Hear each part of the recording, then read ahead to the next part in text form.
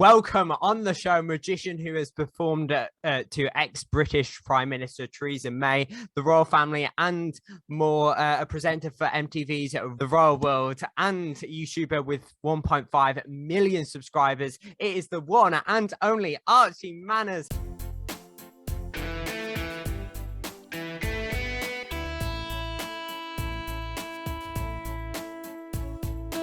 Bringing you a kid-friendly radio show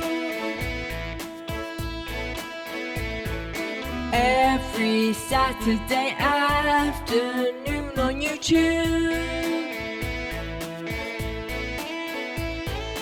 broadcasting live at 1 o'clock. Broadcasting live at 1 o'clock. Hello and welcome to episode 45 of the Brit Show with me, Ethan. Coming up on today's show, an absolute hilarious interview with magician, presenter and YouTuber with over 1.5 million subscribers. It's the one and only Archie Manners. So let's get straight into that interview with Archie now. Welcome on the show, magician who has performed to ex-British Prime Minister Theresa May, the royal family, and more. A presenter for MTV's The Royal World and YouTuber with 1.5 million subscribers. It is the one and only Archie Manners. How are you doing today? God, that's a hell of an introduction, Ethan. I feel like you need to give the other side of the coin there. You know, I'm sitting here with a cup of tea in rainy London, haven't really done anything today. I'm feeling a little hungover, but that's very kind of you. So if people watching don't know who you are, explain to them what you do and what you do on YouTube and what you do generally. I mean, to be totally honest, I don't really know what I do because it kind of varies day to day. So to give you an example, on Friday I performed magic for Piers Morgan. On Saturday I met Ellie Goulding, and this morning I've been helping melt 2p coins for Josh Peters in my next YouTube video. So it kind of really varied and weird and random. But we've got a YouTube channel with, as you say, nearly 1.5 million subscribers, which Josh originally set up, and I now work with him on, where we kind of answer questions people didn't know that they had. So kind of quite pranky, quite zeitgeisty, trying to find loopholes, trying to do kind of like interesting things where we shed light and show people things they may not have been aware of in a hopefully entertaining and amusing way. And then other than that, my much sort of longer job is as a professional magician. So I'm a member of the Magic Circle and have performed, God, now for about 15 years or so. So it entirely depends week on week what I'm doing, but I describe myself as a kind of YouTuber and magician, bit of broadcasting thrown in. I write an occasional column when I'm very bored and a magazine is got far too much money and decides that employing me is a good idea. So yeah, it's a veritable smorgasbord of sort of I'm quite good at lots of things and not brilliant at any of them. So the first thing I noticed when I was when I went onto your Wikipedia, when I was researching you, I noticed your family has quite a lot of rich history and quite wealthy. It was like line of succession to blah, blah, blah, line of succession to blah, blah, blah.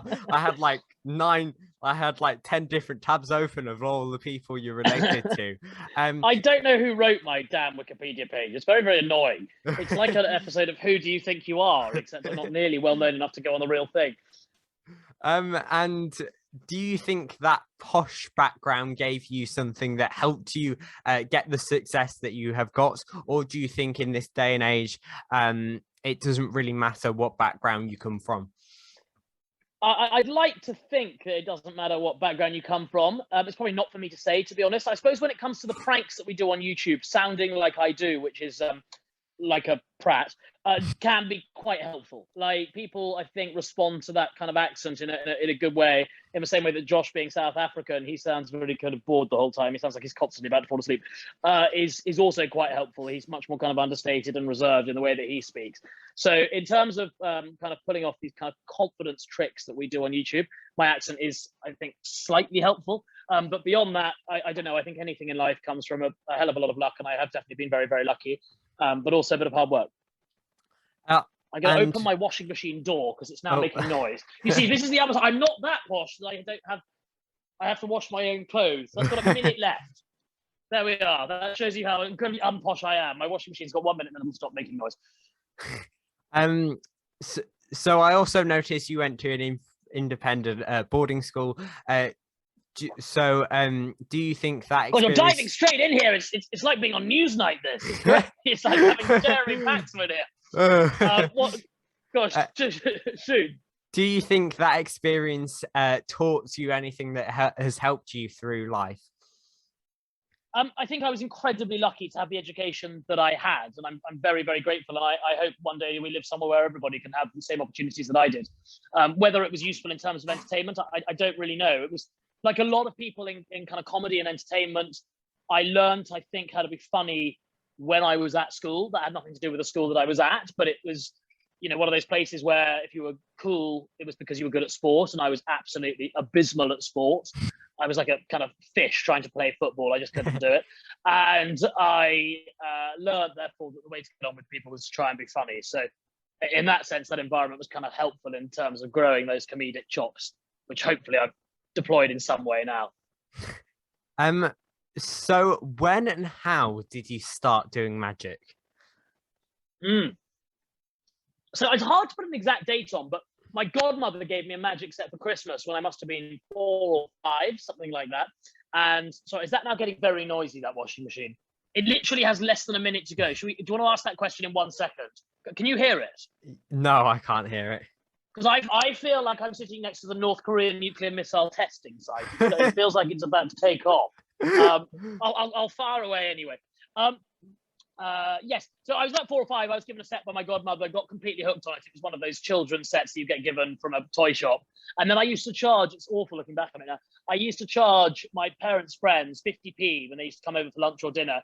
After the lunch or dinner, they would come, I would make tickets, they'd give me 50p, and I'd do effectively a really shit magic show made up of kind of children's plastic magic tricks. And then from there, I did my first paid show when I was 11, and I'm 28 and a bit now, so quite a long time ago, and it's kind of grown and grown from there. This machine's like it's the last spin. Do you know this with washing machines? They get very angry at the end before they turn off. So we're on the last sort of fight before it dies. It's like Squid Game. Anyway, so yes, I've been doing it for ages, and I just started. It became a passion, and it's something I've always enjoyed. It allows people to have that kind of childlike moments of wonder. You make something disappear and reappear or whatever. It makes people just for a moment kind of go, oh, what on earth was that? And it's so accessible. It's got no barriers. There's no language to it. You don't need to understand anything. You just need to be able to watch and or listen. And that's what I love about it. Yeah. So did you teach like yourself magic with that kit, or did you get someone to teach you eventually? I had a couple of mentors, people that were very influential in me getting kind of good at it, but predominantly self-taught. I learned in the days before YouTube. It's much easier now. You can YouTube anything and learn how to do it. I had to learn in the olden days, Ethan, we had these things made of paper with pages in them. Really? And oh wow! Writing. Yeah, they were those books, and wow. In those days, that was it's a whole different world. Honestly, don't go there. It's horrific. They take up loads of space. They're not environmentally friendly. They're terrible. But yes, I learned from books basically, and then videos. I used to buy magic videos in the days before DVDs, and then DVDs. Now that's all downloadable. And I used to go to this little magic shop. My grandparents would take me to this magic shop called Davenport's, which was underneath, very, very eerie, mysterious place, underneath Charing Cross Tube Station. And I used to come up from the countryside where I lived, and we'd drive into town, drive to the Strand, go down these little stairs, through the tube station. There'd be this secret little door, and you'd ring the bell, and you'd go in, and there was a lady there called Betty Davenport who owned it. It would show you the latest tricks, and then you'd buy them and learn them off her. So that was kind of where it got serious. It was after my first ever visit to Davenport's magic shop. Yeah. So did you come from a performing family? Not at all. My mum's quite funny. She's very good at karaoke. She does a great rendition of Rhinestone Cowboy when she doesn't even drink, but she loves karaoke. But not at all. No, my dad is a wine merchant, and my mother is a full-time mother. So I don't have any family. I've tried to look into it and see where the bug for showing off comes from, and I think it's just a genetic deformity I have, which means I have to be center of attention 90% of my waking life. That's all I can think. So you mentioned you had your first pay gig at 11, but before that it was 50p. So pretty good wage for a young child. Yeah, I mean, honestly, when you're like 7 or 8, if you can make £4 or £5 a week, you genuinely think you can retire. I was like, I'm absolutely loaded. Then I realized that when you have to pay to feed yourself, it's a slightly different story. Yeah. But yeah, it was good pocket money. And then throughout all my adolescence at school and then university, I never worked. I never had to do waitering or putting up marquees or working in a supermarket, any of those things normal people do, because I would go and do magic shows. So it meant I missed out on Friday and Saturday nights regularly. I'd often miss friends' parties and things. But I'd be at other parties having people look at me and clapping. So I like that a lot more. So when you first started it, were you just doing a couple of gigs in your local area, and how did you get them? Yeah, literally. I did the opening of a village fete, which was very exciting. And then I handed out these business cards that I printed myself on my parents' printer, and the word spread from there. And I can almost sort of track the shows that I do now, the private performances I do. I can kind of go back all the way to one of those very, very early shows, which were all in Hampshire or Oxfordshire. And my mum used to drive me and sit in the car while I went to go and perform, and then she'd drive me home. But it's a bit like you, to be honest. It's kind of, if you want to get good at something and have a career on it, particularly in the world of entertainment, the key is to start really young. But it's exactly what you're doing. I guess doing this, you don't want to suddenly go into becoming a school teacher or something. You want to be doing this when you're 20 years older. And it's the same thing. Start young, get the practice in, and that's what hopefully makes you good at it. I'm sorry, my machine is lying to me. It's taking over a minute. It says a minute on the screen, but it's very much sort of politician of washing machines. It's lying. Going on and on. So actually, about politicians, I saw you had a business. You got a business degree. After that, at that point in time, did you want to do something with that, or did you always want to go and do magic full time? I studied politics. I thought about going into that kind of arena, but by that point, magic was going really well, and I just sort of thought I would stick with that and hope that I could make it on TV. And people like you for doing magic. That's what's nice about it. People kind of, most people like, oh, that's cool, that's fun, you're all right. Yeah. So how long did it take you from when you started making money from performing magic as an 11-year-old to actually making a full-time earning out of it? I did it straight out of university. So I left university and filmed my first ever TV show, which was a thing called Look Into My Eyes for E4 the day after I left. Oh, wow. I missed my own graduation to be filming, which was fun. It went on TV, but didn't go anywhere else after that. And then there were enough shows that I could just about scrape enough to live off. And I was out most nights doing, what I would smaller kind of venues, working in clubs, working in those sort of places, trying to find somewhere I could be resident. The washing machine's dying now. This is brilliant. Trying to find a place where I could be resident. So I performed there every week to get my name out in London a bit more. And then it kind of grew out from there. So it took a bit of a while. And my first year living in London after uni was definitely, I wasn't kind of, eating out of gold-leafed bowls and driving around a Ferrari or anything. But it was fun. It was fun, and I did many hours of it, which is, as I was saying earlier, kind of what I think contributes to being able to make a success of it. Well, that's peaceful and calm now. That's lovely. So how did you go from performing in them like smaller gigs to performing magic to some of the UK's most influential and famous people? And how did that happen? I mean, honestly, I have no idea. I guess I started. It was just each show led to more and more shows. So people would ask my business card, and then they'd call you up, and then eventually, I can't remember who the first ever real celebrity I was that I performed for, but eventually I found myself reasonably regularly having kind of people. You'd walk into the room with your pack of cards, you're full of like energy and ready to go, and thinking I'm going to perform now. Oh, do it's so and so over there, sorry. But like it was like, then it became kind of not every show, but quite regularly. How that transformation happened, I've no idea. It just sort of gradually happened, and I think probably when I moved to London was the big thing. I think a lot of famous people live in London, and I was working in a club called Albert's at the time, and a few of them would go there. So I don't really know how it happened, but it just sort of did. I mean, a lot of my shows are not famous people. So, can you say a few of the most famous people that you've performed for? I've performed for most of the royal family, but not everyone. I think I've performed for every living prime minister. I performed for a large number of Oscar winners. Everyone? Not every Oscar winner, no, but a large number of them. Wow. I performed for Ellie Goulding at the weekend. I performed for who else have I performed for? Lots and lots of different random people. It's fun. They're normal people though, celebrities. They have to go to the loo in the morning like everybody else. So, Yeah. they're not that special. So have you ever made like a big mistake out when you've been doing these big gigs for big celebrities? Oh my god, all the time. Like never in front of a big celebrity, but yeah, you make mistakes when you're performing all the time. The secret of success is covering your mistake and still making it look like you've done something magical. If you can't do that, then you failed. But it's the nature of live entertainment. Things do go sometimes, and that's just the way it is. And the key is, as I say, making sure they don't notice. As long as you do something magical, because they don't know what's meant to happen, your audience, you can just get away with it. And it might not be the most impressive thing they've seen, but that's a lot better than them going, oh my God, he's messed it up. And that's what you try and avoid. Yeah, but what is the actual worst thing that has gone wrong when you have been performing magic? I've never had it where it's gone really, really, really wrong. I've done live comedy in front of some quite grown-up people that has gone really, really wrong, where I was sitting on stage and with a friend of mine called Josh Berry, we were trying to be funny in front of 200 very, very smart people in black tie.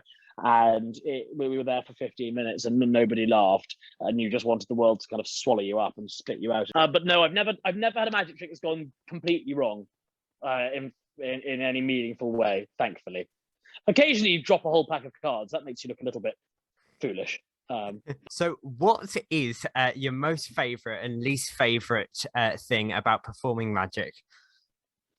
So my favorite thing about performing magic, undoubtedly, is the ability to make everybody be like a child. And occasionally I'll have nice. And I love the fact that you don't need to speak English in order to understand it. I've been so lucky to perform magic across the world in all sorts of different environments, and it's kind of universal language. Nearly everybody loves it. The worst thing about performing magic is the fact that I get paid to go to work when other people are having fun, which means I often am out on a Friday or a Saturday night, not with my friends, but instead with, some sort of 84-year-old who's having a belated 80th birthday party. So as lovely as those things are, sometimes it would be nice to be able to have my own social life occasionally. But it's something I mustn't complain about. I absolutely adore it. So the benefits massively outweigh the risks at all the downsides even. Yeah, so what types of events actually do you perform at? All sorts of things. I've done everything from corporate parties to weddings to bar mitzvahs and christenings I've done a funeral, would you believe? I did a funeral a few years ago, which was absolutely hilarious. It was this old lady who died well into her 90s, and the family and her, obviously, I think it must have been in her will, took the view that everyone has to die and she'd had a wonderful life, and would she have a big sort of circus themed party? And it was hysterical. It was like a massive party. It was great. It was like a celebration of her life. It was truly wonderful. I was having to be really careful all afternoon, making sure I made jokes that were appropriate. I didn't go, your card disappears like your mother, but unlike your mother's in my pocket or whatever. Had to be kind of like, had to temper my language a little bit. But yeah, that was probably one of the more peculiar shows I've ever done.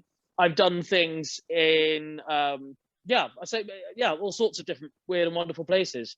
I've performed for a group of sheikhs in the desert in Dubai. I've done things on the Empire State Building in New York. I've performed in studios in Los Angeles and South Africa. And yeah, the other great thing about magic is the travel. I do a huge amount of travel. Sometimes it's quite glamorous and fun, like going to America or going around Europe, and sometimes it's Luton and just as fun, but maybe somewhat less glamorous. So it takes you all over the place, which is really fun. Yeah. So do you always get nervous when you're performing magic, or do you only get nervous at a certain amount of events?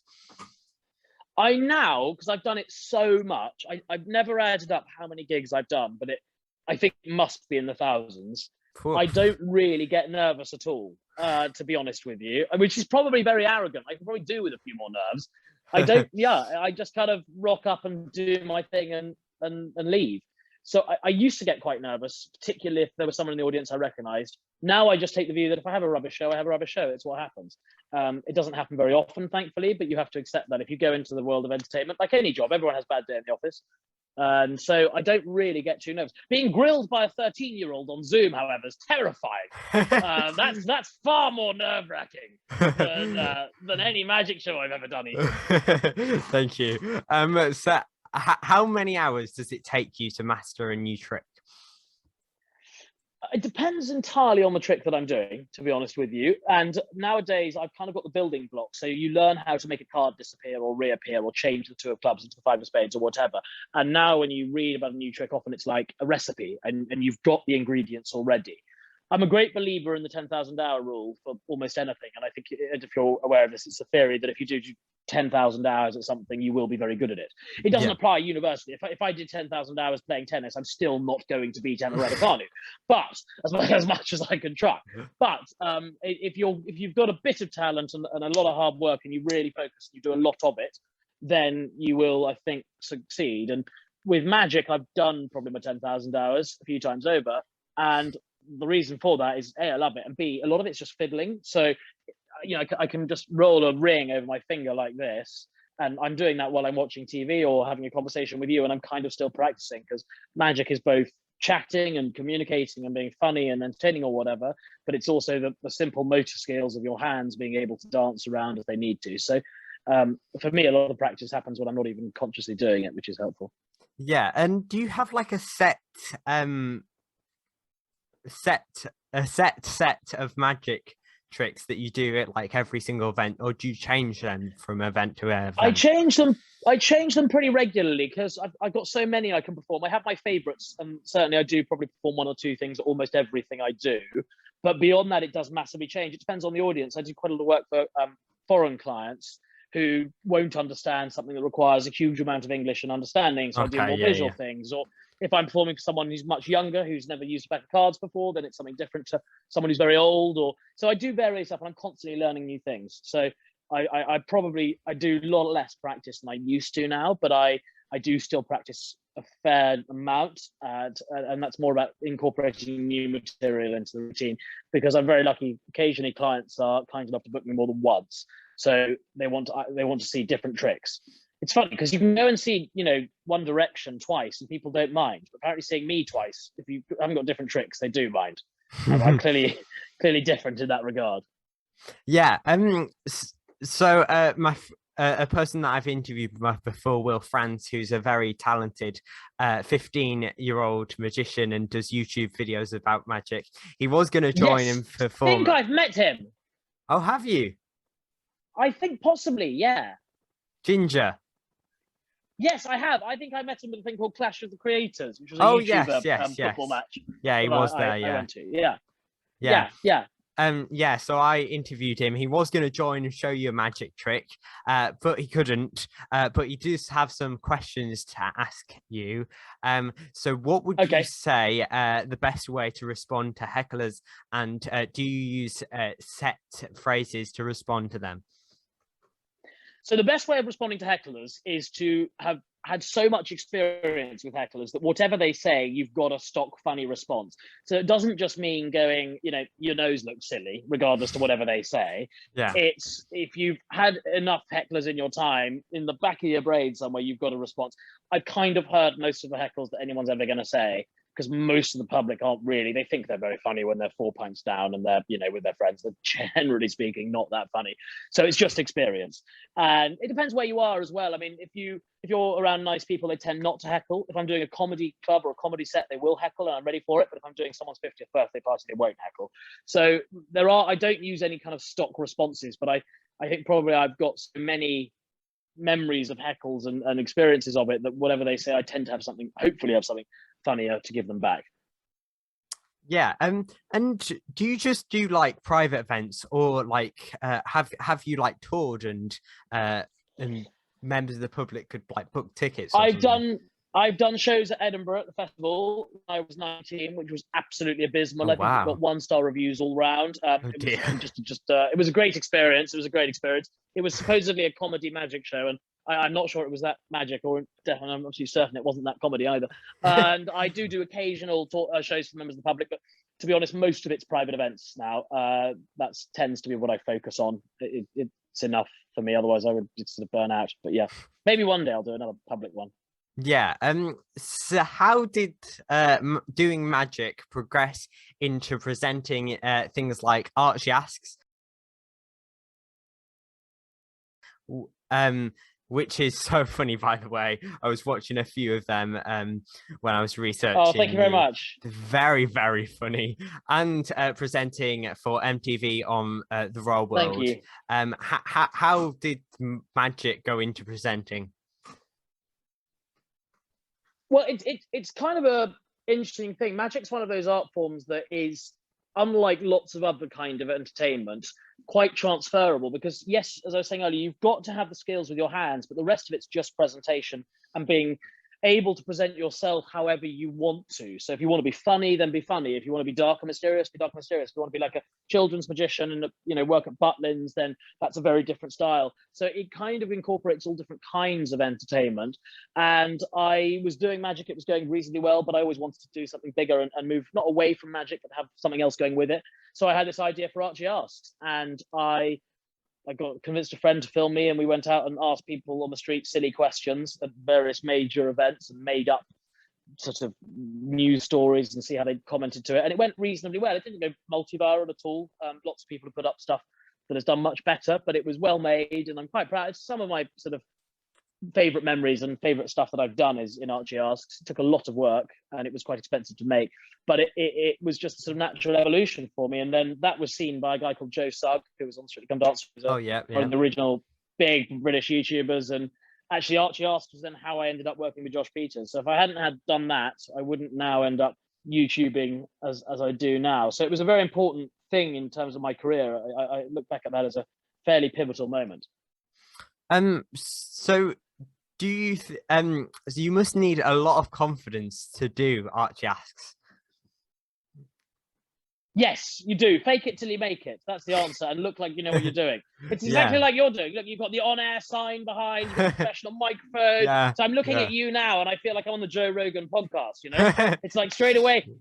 I like Ethan knows what he's doing. So that's what it is. It's until you get, and you clearly are at that point now. But I'm sure when you first started out, it was like, oh Christ, what on earth am I going to do? Yeah. Same with me. And you just kind of look and sound like you know what you're doing, and then eventually, hopefully, you do it enough that you do know what you're doing. But yeah, confidence was key with that, and that was one of the kind of key cons behind Archie Asks. In essence, what that piece, all those films said was, if you're very confident, look at what it can get you. That was the kind of message behind it, I suppose. If there was, I don't like too preachy about it, but yeah. Yeah, and do you think it could ever come back? I'd love it to come back, and actually Josh Peters and I have got a plan for something similar to come back, so watch this space. Yes, we have a second YouTube channel. He has a second YouTube channel. I don't think I've ever done anything on it, which has got about 100,000 subscribers. So we're thinking of seeing if we can get something there that might possibly look and feel a little bit like a Archie Asks with a bit more South African thrown in. So we'll see. Who knows? I'd love to. It does need major events, and obviously the last 18 months we haven't had those, but they're back now. So it's definitely possible. Yeah. So how did you start presenting for MTV and Present the Royal World? And also when I was researching it, what was the Royal World? This is the show, because I was a bit confused. The Royal World. Don't worry, you didn't watch it, and frankly, not many people did. It was an amazing show to do. It was so much fun. It was a bunch of very, very posh people living in a house, a bit like Big Brother. It was Big Brother, but they've all got titles and massive stately homes and all live in castles. And I hosted it, which was really fun. Originally, they wanted me to be a contestant, and I was like, absolutely not. I couldn't possibly sleep in a dormitory. And then it came to pass that I ended up being the host of it, and it was fun. It was a 2.5 week shoot in the summer of 2018, I think. It was an incredibly hot summer, and it was Football World Cup at the same time. I remember it was when Love Island was blowing up too, and we just pranced around a stately home, going to nice things, and I was just making jokes about posh people, which was one of my favorite things to do. So it was lovely. It just came from, again, why did it work, me doing it? If it did work, I suppose was because I've done so much magic that I've been used to speaking in a kind of vaguely coherent way to camera. And I think Archie Asks played a role in that too. I think they loved the Archie Asks and saw that I could do something with a comedy edge to it. But it was really fun. I was sad it didn't come back. Okay. And so now let's go on and talk about YouTube. So to give a little bit of Yes. context, if people don't know, Josh Peters was a big YouTuber in the UK. And then you turned up on his YouTube out of nowhere, hatching a quail egg from Sainsbury's that Chris Hemsworth named. How did that happen? Well, I started working for Josh 2 days a week, and just because I wanted to get into YouTube, and then we had this idea of would any eggs from a supermarket be fertile? I.e., would they, if you put them in an incubator, crack open and produce a little chick? And we tried it. We bought an incubator out of Amazon and a bunch of quail eggs, put them in an incubator, and then one hatched, and we couldn't quite believe it. And that video did really well. And then we drove and signed ourselves up to Uber, but we hired a tank. So we drove a tank around as an Uber, and people were booking Ubers and then expecting a Toyota Prius to turn up, and a Challenger 2 turned up. And then it rolled on from there. And then as it kind of got bigger and bigger, I think Josh was on nearly 1 million subscribers when I started working for him. Then he hit 1 million. Then it's been kind of growing ever since. We decided, well, actually more accurately, I kind of said, I need my name on the channel, or, I don't think I can carry on here. And he was very kind and saw the potential in the relationship, and it works absolutely amazingly. So I see Josh more than anybody else in the world.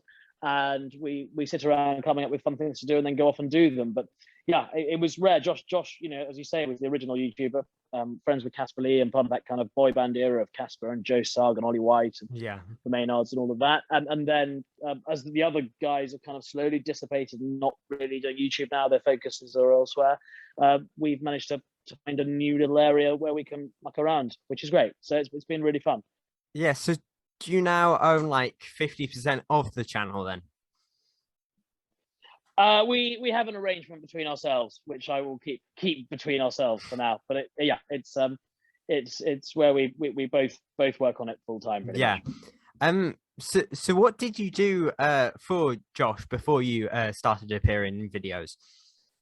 Same thing I do now, really, helping with ideas and producing and directing, and then starring in them a bit with him now more than I used to. Before I used to just do the ideas and I'd be on camera a little bit. I never do any of the technology, so I can't edit, I can't use a camera. I have no idea what a microphone even is or what they are. There's some things made of plastic with big red buttons on them and funny looking scary lights. So I have no idea how any of it actually works, but I guess I'm helpful with the writing of the voiceover and that kind of thing. So it's even now in our relationship, I tend to lead on the creative and he tends to lead on the business side of things and the longer strategy of it. So yeah, it was that basically. And then it started, we were really lucky. We started finding a kind of a niche for ourselves. Yeah. So when the channel got rebranded into yours and Josh's, did you feel like a little bit of an imposter almost because you were coming into this channel that Josh had already built up?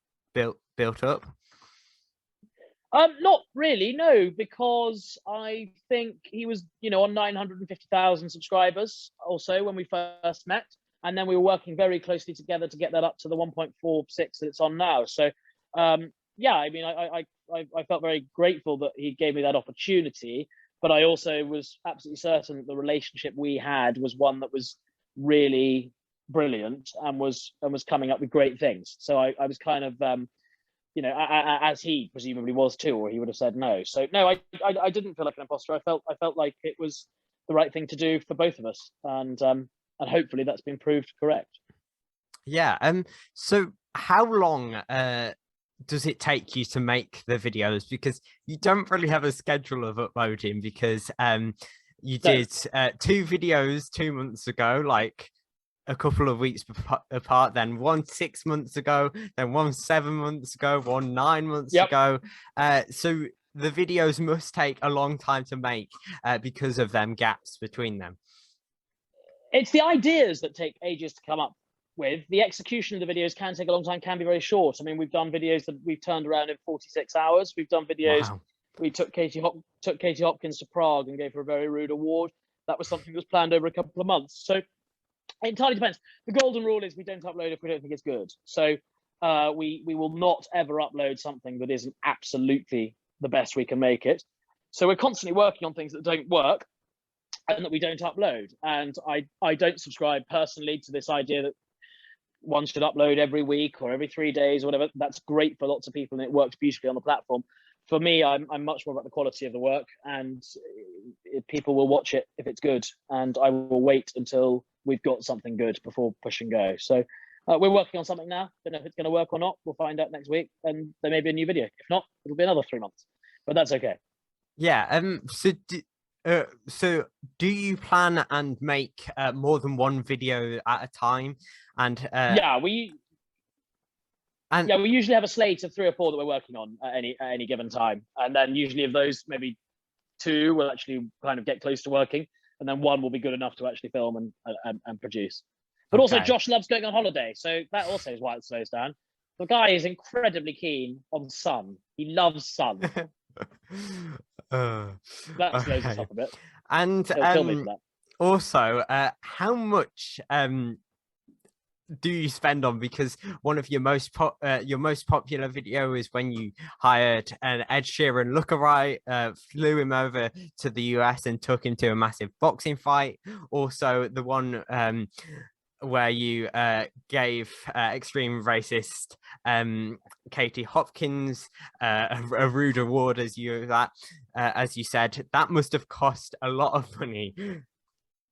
Yeah, the videos do cost a lot of money, but in order to get really good stuff, you have to invest sometimes. Not always. Some of our bigger videos, we tricked Carol Baskin from Tiger King into thinking she'd given an interview to Jimmy Fallon, the late night host in America, when actually she was being interviewed by a computer. That cost almost nothing. So we're not scared to invest if we think the idea is good enough and we think we're able to execute it in a way that will work. And some of them are very expensive, some of them aren't. So it varies from video to video. But yes, some of them we do invest money in. Yeah, so when lockdown hit, it must have been hard for you because you couldn't perform magic, and also you couldn't do the videos you would normally because they're normally like in person. So how was lockdown for you in your career? Oh, lockdown was lovely. I just sat around. It was great. I don't know what everyone was complaining about. I sat here. It was wonderful. I watched a lot of television. I put on about 5 stone and I ate cake. It was wonderful. It was a very happy time. No, great description. It was obviously, but I'm very aware that my lockdown was a lot easier than most people's, and it was. I mean, it wasn't amazing. I'm not like, let's do it again. Like, oh, let's have another one, Boris. No, let's not. But it was fine, and we managed to do a couple of videos. We did this thing, as I was saying earlier, on Carol Baskin from Tiger King. That took about 3 weeks to make, and then that went mega viral. It was huge in America, so that was quite exciting. And then by then it was kind of summer, and it's all blurred into one now. I can't even remember if we were allowed outside this summer. I think we were a bit. Yes, we were. I started running. That was good. I still run now, so that's nice. It's quite alarming for the people that live locally, because it looks like I'm kind of on the loose. But I don't run with any grace. But that's about it. Yeah. Yeah, because you, like you said, you did turn out some great videos. Like you replaced James Corden with the soundboard as well, and got like Craig David to do it, as well as some Love Island contestants as well. That was actually quite a good idea. That was very funny. Them 3 videos in that little series. Thank you. Yeah, thank you. Yeah, we thought we'd prank 9 people with it, or whatever it was, 7 people with it, and then upload it one after the other. So we wanted to kind of just take over the internet for the weekend, and end it with Carol Baskin, which was great. It was very, very fun. Yeah. And did you do any magic online during lockdown? No, none at all. I personally can't bear watching magic through a screen on Instagram. It's not my thing. I think it's something really that needs to be experienced live, or has to be done in a certain way if it's going to be done on screen, and it's just not something I'm particularly capable with. So it's no, none whatsoever. I did quite a lot of practice to keep my muscles up, because I've got quite weird big muscles in my hands from shuffling cards all day. So I kept that up, so that whenever we were released by His Royal Highness King Boris, I was able to go to work again, which I now am. Yeah. So is it nice to be back performing magic? Oh, it's the best. It's absolutely. I had 3 gigs over the weekend. We're recording this on a Monday now, and I had 2 at a wedding and 1 at a private lunch, and it's so fun. Honestly, it's the best part of my job by a very long way. I'll never give it up. Yeah, and so now you are back to doing both. Is it hard to balance magic with YouTube? It is and it isn't, because Josh obviously has his Instagram account. He's very, very, very, very, very, very famous on Instagram. He's got hundreds of thousands of followers. So he has spent quite a lot of time doing that, putting, photos of his teeth whitening up and all those really important things. I do the magic. So we both the YouTube, which takes up probably like 60% of our time, and then we both have our separate things. It can be tough in some weeks. Some weeks I won't have a weekend, but I'll go a bit easier on Monday. So like today I'll finish work after this and quarter of an hour or whatever, but I had Sunday off, but was working all day Friday, all day Saturday. But that's fine. And it's not actually, I'm not a nurse or a miner. I'm going around doing card tricks at parties. It's not the hardest job in the world, really. Yeah. And what do you like more? Do you like presenting in YouTube, or are you back to where you began and magic? I honestly like both. They're so different and yet so similar, but I love the variety. I was in Calais messing around filming something for YouTube on Wednesday, then back on Thursday into an edit for another YouTube video, and then had a meeting about a potential big thing Josh and I are doing. And then Friday I was at a lunchtime magic gig, then driving to a hotel Friday for an evening gig, then stayed, performed Saturday with Eddie Golding, then came baake Saturday night, like all bit of magic. Wow, like, very busy. It kind of all it complements each other, which is great. And then Sunday I ate and ate chocolate all day. So it's, I like the variety of it. I get quite bored quite easily, so I like the idea of doing different things. Yeah. What advice, to finish off, I've got 3 questions about advice. What advice would you give to a beginner magician who's trying to make it a career? My first piece of advice would be ask someone better at giving advice than me, because I don't even think I've really made it yet. But someone trying to do magic as a career, stick at it. Get your name there. Do as much magic as you possibly can. The main piece of advice for anyone in entertainment is just do it. Get out there. Don't worry what your friends think. Don't worry what your family thinks. Just perform as much as you possibly can. Yeah. The next, that's great advice. The next question is, what would you give to an upcoming YouTuber who wants to grow? An upcoming YouTuber who wants to grow. It's a very competitive place, and more than the majority of people's success, I think, does come down to luck. So I would make sure that my advice would be to have a backup plan.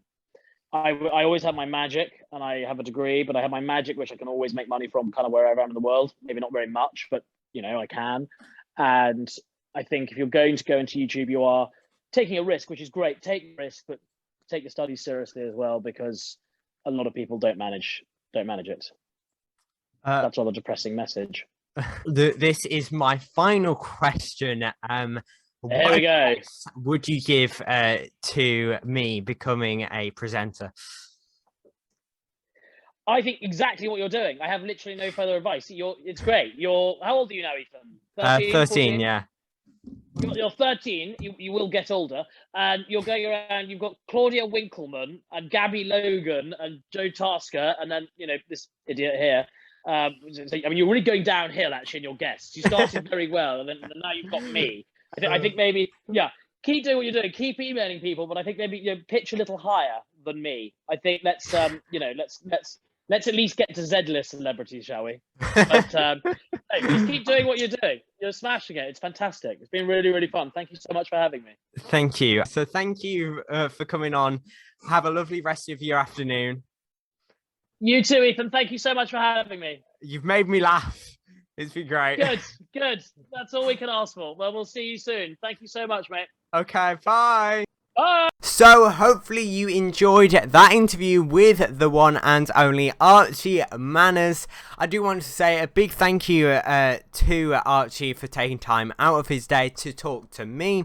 But if you do want to check out more of him, the links to all of his socials and his websites are down in the description down below. Sadly, that is all we have time for in today's show. I know it was quite a long interview, but hopefully it was a good one. We will be back on the 27th of November on audio and the 28th of November on video. All very close to Christmas. With another great interview, and I'll also be releasing my plans for the Christmas season this year on the Brit Show. But yeah, please share this video with your friends and family. Like, comment, and listen to last week's episode if you haven't already. Listen to this show until the end. email me and subscribe, because we are trying to get to 200 subscribers. Or follow, favorite, or review, or whatever your listening platform does. It really does help out. And also follow me on Facebook, Twitter and Instagram for behind the scenes, and also TikTok for clips as well. In the meantime, if you have any suggestions to make the show better, or if you want to talk on the show, or if you have a TV show or film that you'd like to nominate for the watch list, or if you want the chance to compete in head-to-head at the best guess, comment below, message me on Facebook, Twitter or Instagram, or email me at thebrickissshow@gmail.com. So that is all we have time for this week. We will be back on the 27th of November on audio and the 28th of November on video at the same time. But for now, goodbye.